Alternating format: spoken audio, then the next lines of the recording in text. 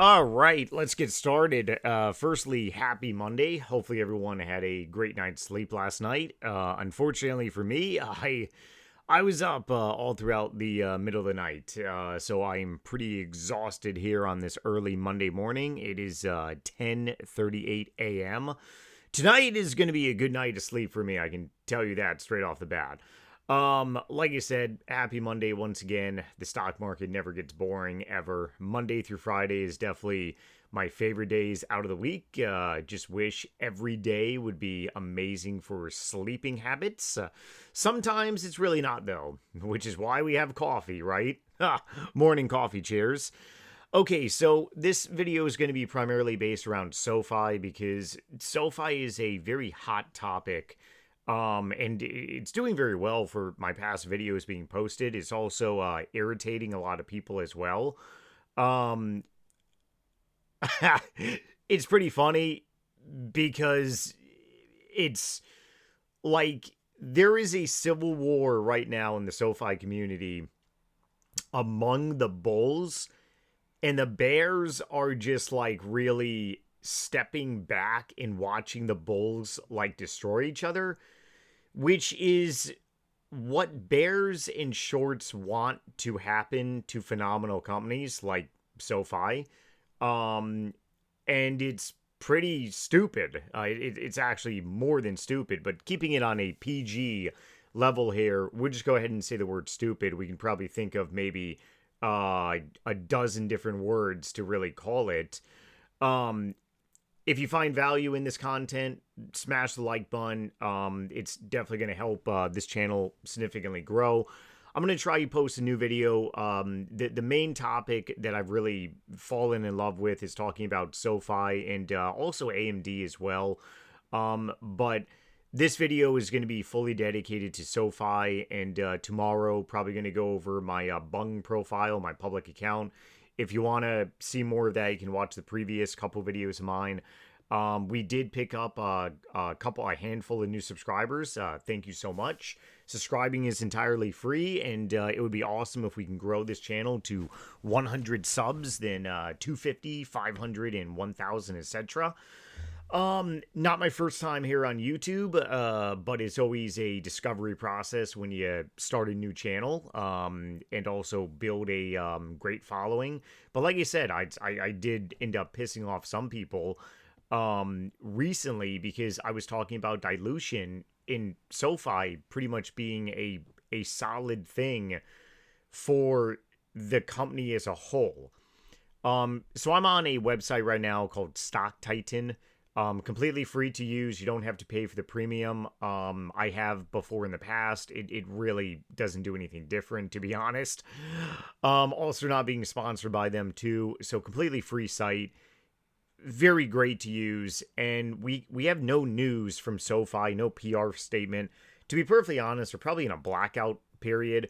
Typically when companies dilute and they use dilution to acquire other companies or acquire anything in general, they can't disclose what they are planning on buying until the funds have pretty much settled. So the funds appear to be settled, the $1.5 billion that they got from this offering. And straight off the bat, so many people are angry because, yeah, the management team did say one thing and they're doing another thing. That does rub people the wrong way, but we are also in the stock market. Stock market is a brutal place. A lot of times in the stock market, you may say one thing and then a couple months later you may do another thing. It's a brutal place. We're making money with the devil essentially. It's not something like luxurious and awesome. There are people here in America that do not make a lot of money and they sweat every single day and they bust their bum. Very unfortunate. Outside of America, same exact thing. So the stock market, you got to remember, we're playing with fire here. But the whole key thing about the stock market, or rather SoFi in general, before I really get into some stuff about dilution, I just want to go over our weekly economical data, what we see pretty much happening. So no economical data today, this Monday Fun Day. Tomorrow we're going to be getting a JOLTS reports, basically job openings, etc. To be honest, JOLTS, it's really 50-50. Like, there's been times in the last year where this has moved the market a little bit, but then there's been other factors as well. And so to be honest, it's all hands on deck for Wednesday. Wednesday, we have the rate cut decision. We're more than likely going to be getting a 25 basis point, which is good. It's all about what the next meeting is going to transpire. If Powell comes out and he's like, hey, we're done cutting rates, I'm not going to be cutting rates anymore until I leave office here in, I believe, June of next year is when his term ends. Then the shift is going to focus over to President Trump and his nominee. And if Powell is hawkish tomorrow, I guarantee you we're going to see a statement being released very quickly from the White House saying, hey, this is the person that I'm going to nominate for the Federal Reserve. And then all eyes are going to be on that person. Whoever is going to be the nominee, they're going to start talking about their projections, and whatever they're saying, the market is going to be looking at them. So whoever is picked as a nominee, if they're very dovish and they're like, as soon as I get into the Federal Reserve, I'm going to do 1 basis point cut, you know, this is ridiculous, blah, blah, blah. The market is going to rule out what Powell said about 6 months, no rate cuts, and they're just going to look to the future because that's what the stock market is. You look to the future, and we're going to be hopefully on a massive rally from there. Could I be wrong? Oh, absolutely. Could Powell come out and give us a potential dovish like news saying, hey, if the data in the labor market is kind of really going down a little bit, then we'll cut in January again. Okay?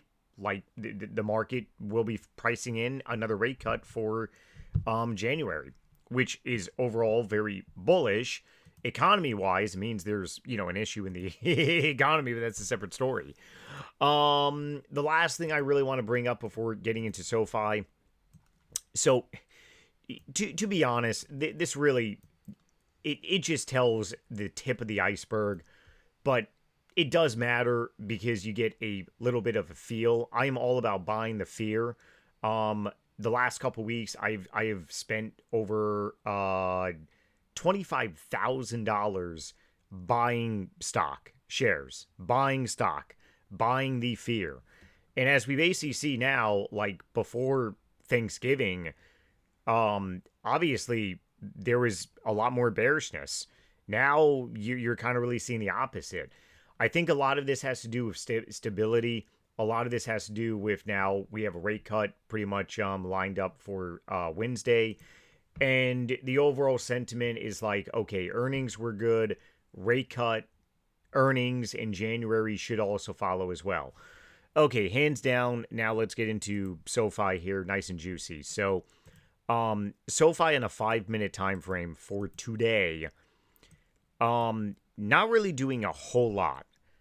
I mean, just basically pretty much stagnating between this $27 range, which is good. I mean, we're down by like 1%, which is nothing. And the way that a lot of people were talking online over the last couple days, you would think this stock would be in the $25 level range and then fall off a cliff from $25 all the way down to 21 and then fall off a cliff all the way down to the 200, maybe past the 200, and basically hover around this last leg of support of 1850-ish. And then if we break that, we're going all the way down Chinatown. That's the way people were talking. And a lot of people, I guess, have either never really experienced this because maybe they've never been in the penny stock realm. If you have watched my videos on this channel from over a year ago. I covered this one company that I was day trading, a swing trading. They are actually delisted now. They would dilute shareholders at all-time lows. Okay, I'll say that again. They would dilute shareholders at all-time lows. This is a scanner on Webull, basically for the top gainers of today. If you are in the realm of day trading, this is going to be your bread and butter. And as you basically see, you have numerous numbers of stocks that are running right now. A lot of these stocks have gone through reverse stock splits. If you don't know what a reverse stock split is, that's a good thing. I have actually been part of a couple reverse stock splits. Picture that you own 1,000 shares, the stock falls below $1, and they are going to be delisted from NASDAQ, so they have to do a reverse stock split to boost up their stock price. So they do a 1 for 10. Well, your 1,000 shares are now 100 shares, and then they just need to dilute more, which causes the stock price to go down. Penny stocks dilute shareholders at all-time lows, which brings the value of the company down lower. A lot of people don't like to hear this. A lot of people don't like to accept this. Keep the number simple. You have a 1 billion market cap company. It's a penny stock. They dilute shareholders. You now are trading at 750 million because they diluted shareholders massively. Okay, so you're at 750 million. You are down on your position. Maybe you buy more shares to dollar cost average down, and then you need to do a reverse stock split. You do a reverse stock split, the stock price for shares gets, divided by whatever you do. Well, then guess what? The company needs to dilute more. And then the value of the company goes down, the stock price goes down, and it's just weakness. It is like a penny stock's wet dream for this to happen because this is how they raise capital. SoFi diluted us at all-time highs. And I'll say this again. They diluted us at all-time highs. They diluted us back in October after earnings, once again at all-time highs. And they just diluted us again. A lot of people just really want clarity as to why they needed this much money. What are they going to be doing it for?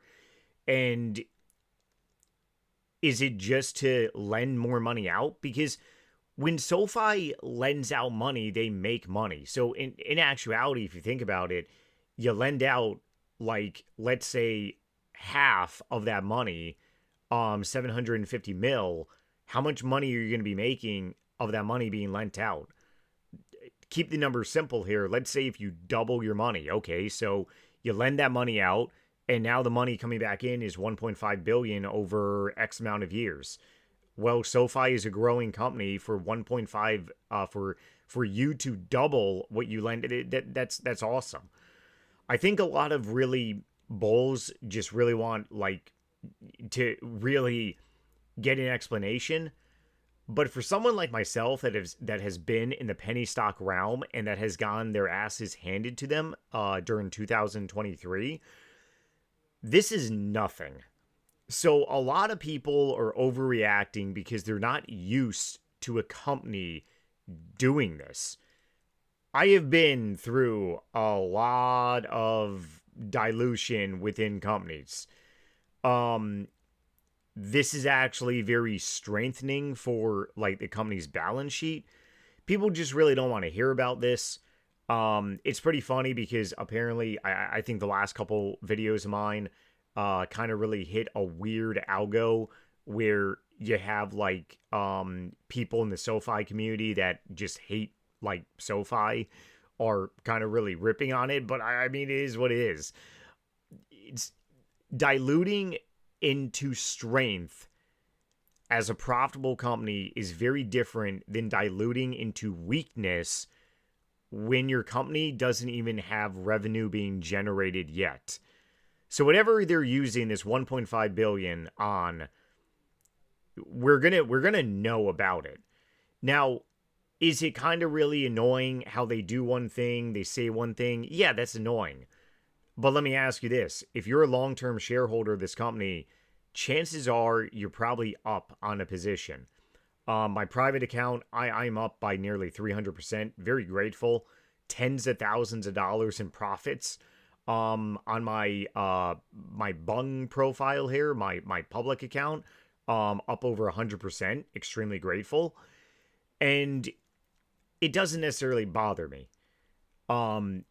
What would bother me is if their growth rates slow down, their fundamentals change, and they kind of really are pushing towards getting a bank multiple. Because one of the reasons I'm invested into this company is for the hope of the future that they're going to be getting a fintech multiple. A fintech multiple means they're going to be trading at a higher PE ratio, and they're going to be valued much greater by Wall Street.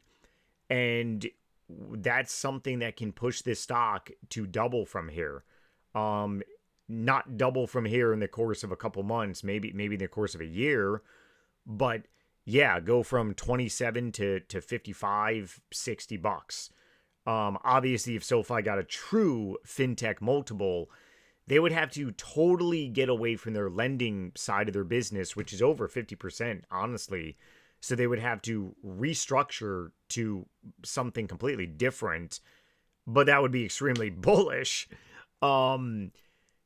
So if something like that were to change, that would really irritate me.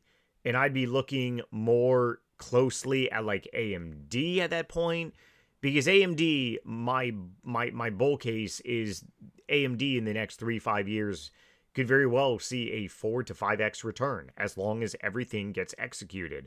In management, Lisa Su continues to be a baller and executes.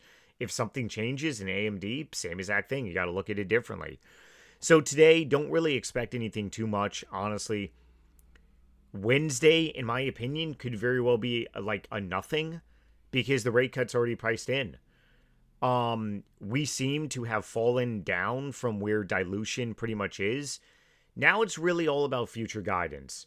If SoFi drops what they're going to be using their money for, and it's something epic, if something comes out regarding crypto or Galileo, their tech side of the business, if we get some type of acquisition, then we could definitely push to past all-time highs, but we need something. If the market goes into ultra FOMO mode because Powell says, oh yeah, we're going to be cutting another rate in January, probably again in March, I believe is the one after January. I don't believe we have one in February. Now we're factoring in 2 rate cuts. Yeah, that can be extremely bullish. So we just got to sit tight, be patient. If you're one of these bulls that are like, you know, going ape shit here, PG-13 here, just remember why you got into this company. I got into this company because I saw what the management was doing, and I took an investment, and they continued to execute. The stock price last year continued to fall, and I bought more shares. Now the management team is continued to executing, and slowly we were pushing past all-time highs. Phenomenal. I think that's pretty much it about it to sum it up. As always, you can comment. For the few of you that do, thank you so much. And subscribe for future content. New video tomorrow. Probably going to be more energetic and rested.